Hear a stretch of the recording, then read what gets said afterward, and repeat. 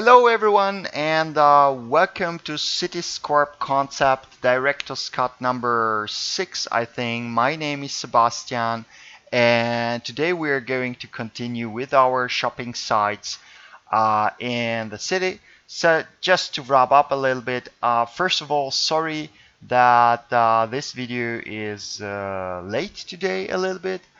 Because in the last week I was busy with some private things. I became father. So as you can imagine, I am at the moment a cloud of endorphins and very impressed by everything and very emotional. And so I didn't have time to do anything about the game. Yeah, but nevertheless, I didn't want to miss to play also a little bit on my own and try to figure out some progress, what could be done next. Well, in fact, I started already to expand the game further. So at the moment it's 083, right? And there is already something in the pipeline for 084. But it will take a little bit of time, and when the time is right, I'm going to present it to you. So yeah, to wrap up a little bit the city, so we started to build our Bunningham city and try to make this funny downtown here, including some lightning. This is something that, well, not every game has. Oh, just wait a second, my 10 minutes again. It's starting to be some sort of a running gag that I can't keep my 10 minutes. Anyway, um, and afterwards, because people were not that happy, we had to work on our satisfaction rate here, which has in fact a implication on your profits. So if you raise the satisfaction rate, also your profit should go up. And this can be done in several ways. So either you look that the rents in the city are not that high. So if you click on a building and you look, so this was too fast. If you click on the building, you open the blueprint, you can see how which functions are allocated to the building.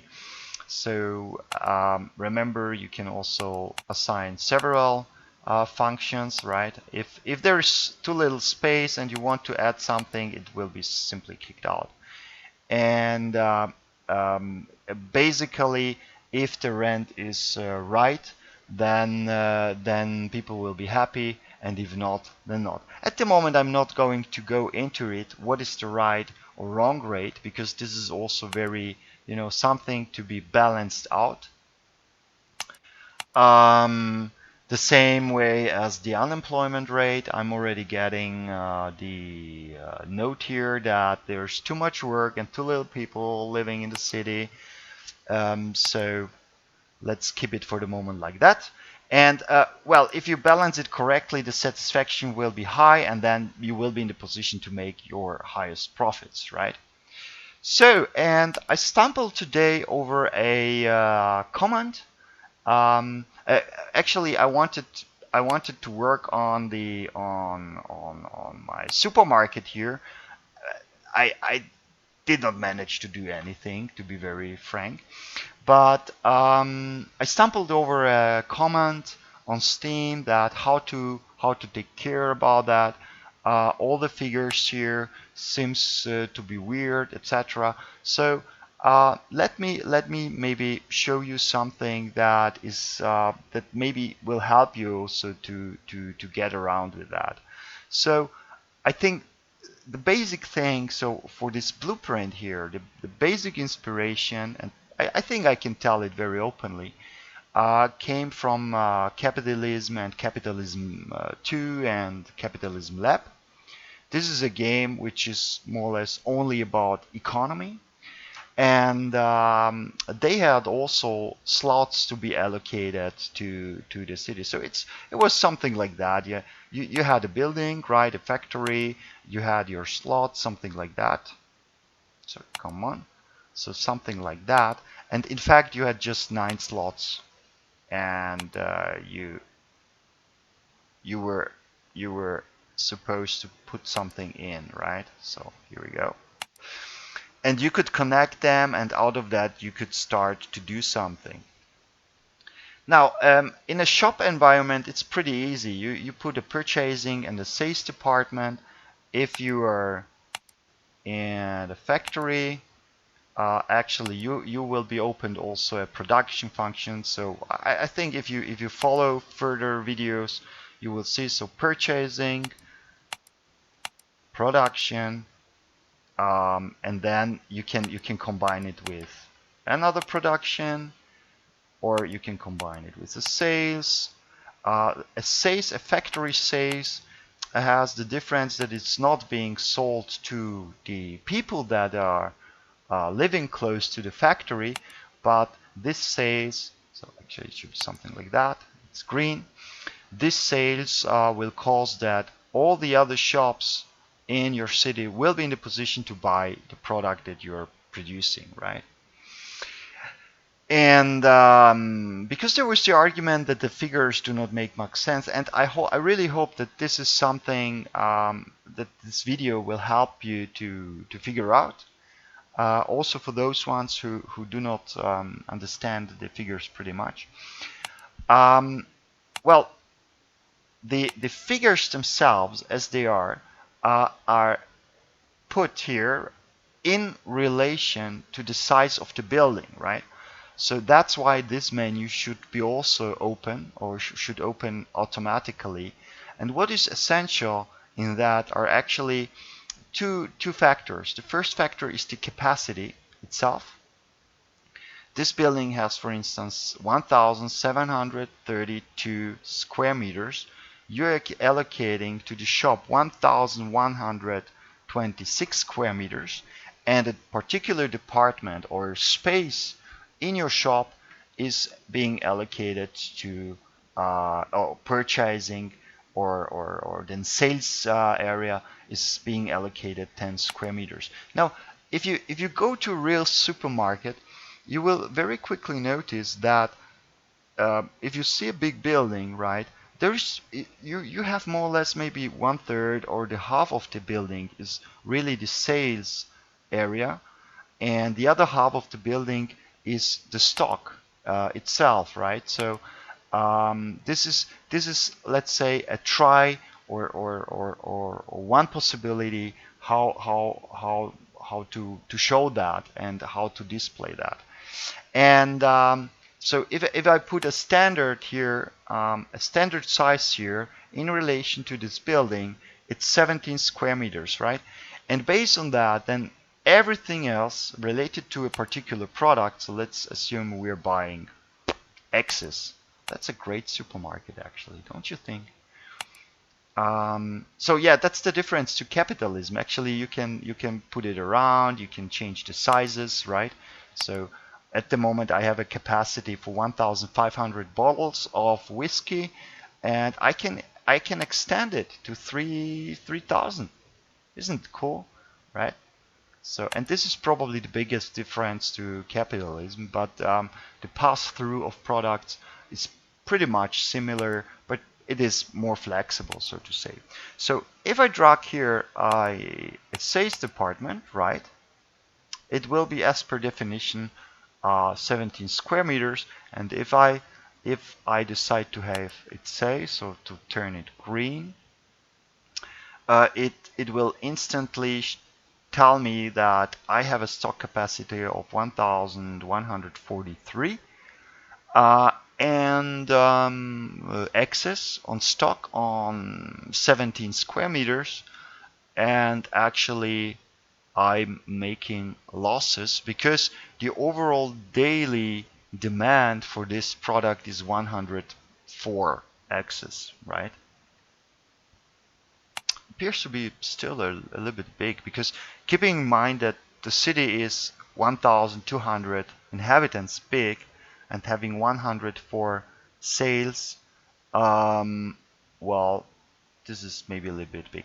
And anyway, I'm creating 18 jobs with a particular amount of salaries, and this is of course generating a big minus. So the conclusion is I should first try to make this thing adapt to the needs. So increase the stock rotation, and this is usually what is done also in companies.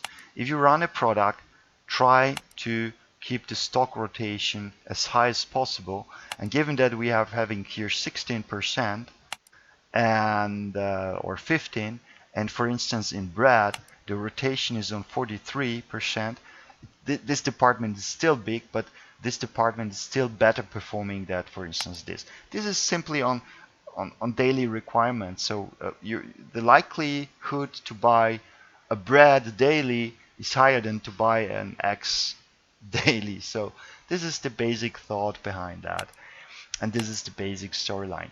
And there is a minimum, so minimum sizing of this thing, right? Otherwise the system that it goes also in the other direction. There is a maximum size. I think this can be done even bigger, but what the point is, what's the point to make it this sales department for stock capacity of 6,300 generating a lot of salary costs, and just actually the demand does not change unless the city size changes, right? So that's the major reason why it's very hard in this game to keep the shops positive. The point about that, or the basic idea behind that, was actually to I ran already out of time, but I will be very quick because I'm coming to the point that I wanted to make. The basic idea behind it is, I mean, yes, because we are all used to, start to build big buildings and everything without keeping in mind that if you look at real villages or real cities, also the scales of your infrastructure in terms of shops have to be adapted to the number of inhabitants that are living close to them, right? So here the recommendation that I can make is, okay, let's do it like that, just for show reasons. So remember this figure, I think standard size was 17 square meters, right? We will kill that. The point here is make it simply smaller. Start with smaller units, right? So we will make a very small one. Okay, this actually looks pretty good. We will make a small shops with 270 square meters. And if you go to the same blueprint, which is, on 2D, it's the same. And I would like to have a shop.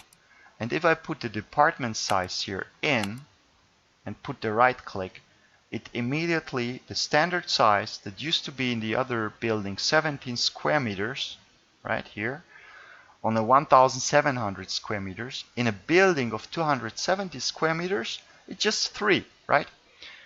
So, okay.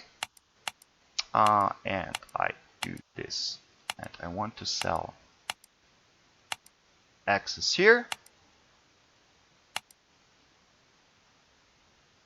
And here we go. My stock rotation is 59%, right? And just look at that, what is happening.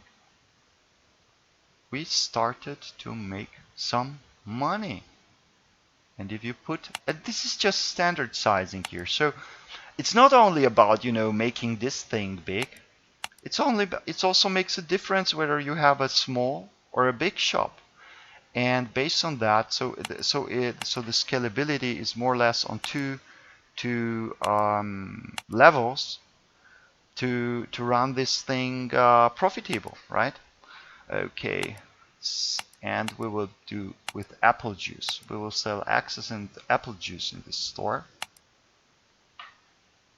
And let's see. I have a 43%, and I even don't really need to change pricing. Okay, this is a horrible price actually, but I'm making money. Maybe the people won't be that happy about that, but I'm making money with my thing. So 3,000, this is actually negative, this is positive. I have a very small positive balance, and what I can do is the scaling to smaller quantity in smaller buildings is better. Here we go.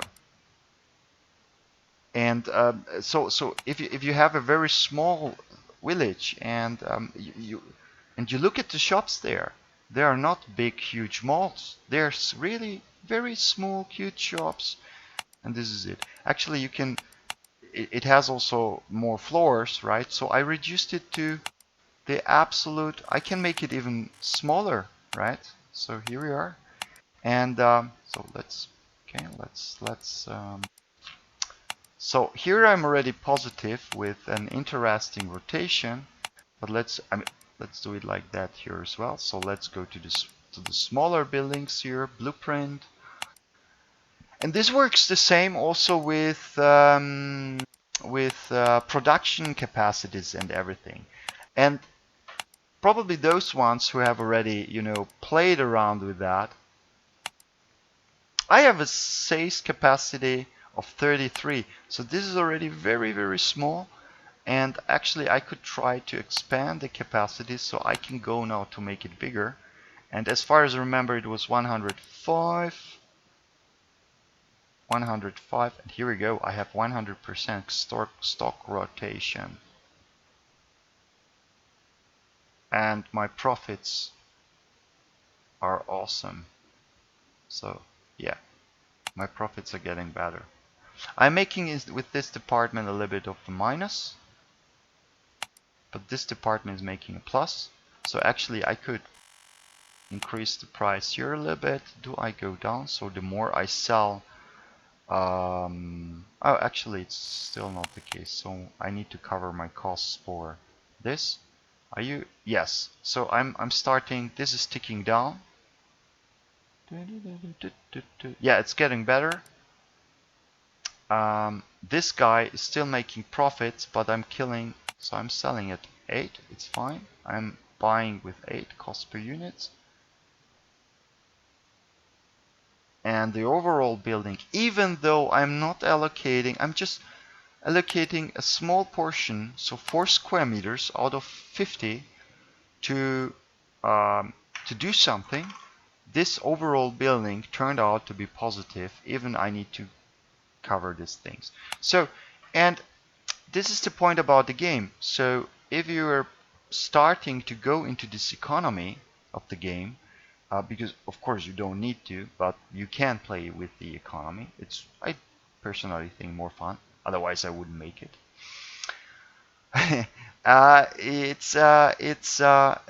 You need to start small. This is how business works. Also in the whole in the real world, start small and then start to expand. So if more and more people will start to move in, you will be instantly informed by this parameter here, empty stocks, that there is a shortage somewhere, and you can actually start to figure out where do I have based on the stock rotations, where do I have issues, do I need to rescale something, and maybe at some point in time because the building has some value, you don't need to destroy the building, you just reshape the internal life of the building and put the next one here next to it, so somewhere where you have some space, and then you can combine or take some of these products out and put it into another,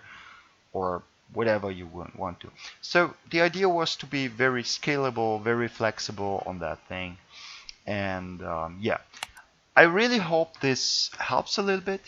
I'm constantly getting questions. Please ask those questions. If you don't, if something is not very clear, I'm here to answer. Maybe I'm not in a position to answer immediately, but I will do my best to answer questions.